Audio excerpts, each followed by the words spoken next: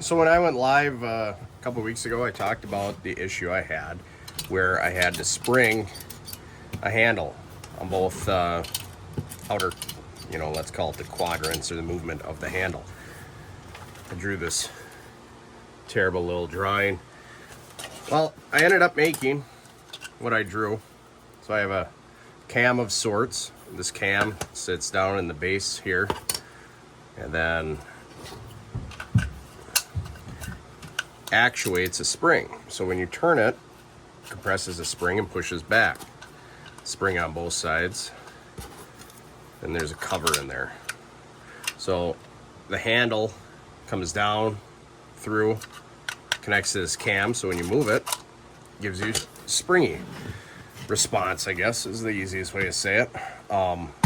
So this is a 6ET. This would be the brake valve that would have been found in steam locomotives, kind of post 1906, up until probably, I don't know, I'd say the mid 30s. I might be wrong there, when they came out with 8ET.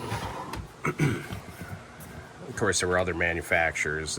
This would have been Westinghouse's version back in the turn of the century. So you have your automatic brake, which applies the brakes on the cars, and it would also apply the brakes on the locomotive. You apply and then you lap. So applying is drawing down the brake pipe, lapping is cutting it off. These brake valves did not maintain like our modern brake valves do now, where they maintain a constant pressure once it's set. These did not.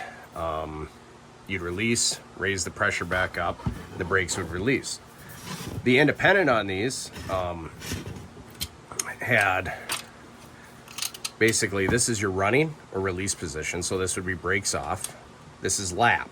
So that would hold the brakes applied. That is slow application, and this is fast application.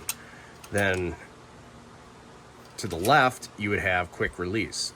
Now, what quick release did was, if you made an application with the automatic, it would apply the engine brakes. Say you want those released, then you would push this over, and it would then release that set that the automatic caused on the locomotive brakes.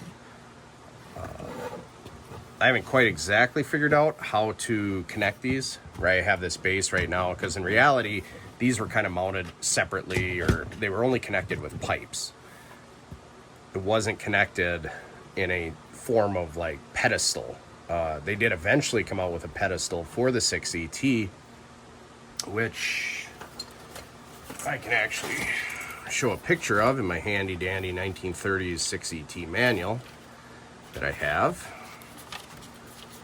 So you can see in this, there's a pedestal that the entire thing is mounted on.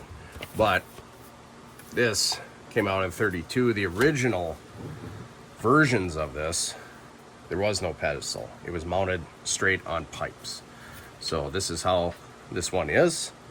And yeah, kind of happy with the results, actually. It's a nice little addition to the offering. So thanks, everybody.